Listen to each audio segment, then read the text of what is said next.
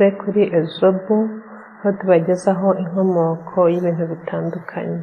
Uyu munsi tugiye kubagezaho inkomoko y'aho ijambo ubunani rituruka. Turarebera hamwe mu muco gakondo ndetse no muri kalendari ya none tugenderaho ariyo ya Gregori. Mu muco gakondo, inkomoko y'ijambo ubunani rifitanye isano n'umuco gakondo w'imibare. Ijambo ubunani rikomoka ku mubare 8. Ubunani bwumvikanisha icyiciro kijyanye na 8.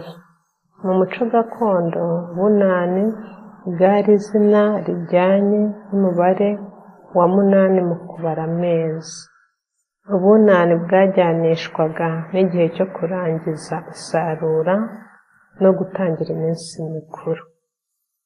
Aho ku kwezi kwa 8 guhurira n'ukwezi kwa none k'Ukuboza gukorerwamo umunsi mukuru w'ubunani. Nk'uko muri kalendari gakondo, amezi yabarwaga hashingiye ku kwezi ko mu kirere, kandi umwaka ntiwagiraga amezi azwi ahamye, kuko bagenderaga guhindagurika ry'ikirere, bigatuma mu gihugu hose batarahuzuraga ibihe nk'uko ubu dufite kalendari y'Abanyaburayi ariyo kalendari ya Gregori. Ubwo yatangiraga gukoreshwa, umwaka ukaba ufite amezi ahamye 12 nk'uko tuyazi. Ubunani mbere bwabaga nyuma y'isarura, akaba ariyo mpamvu bwahujwe n'ukwezi k'Ukuboza. Iyindi mpamvu ni uko kalendari nshya itigeze igendera mu kureba ukwezi ko mu kirere. Ikibazo: wowe ubyumva ute?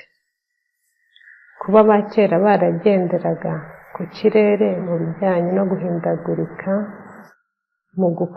mu guhinga ndetse no korora, ariko ubu tukaba tugendera ku mezi ahamye. Jya muri komenti usubize uko ubyumva, tumenye twese uko bimeze. Murakoze.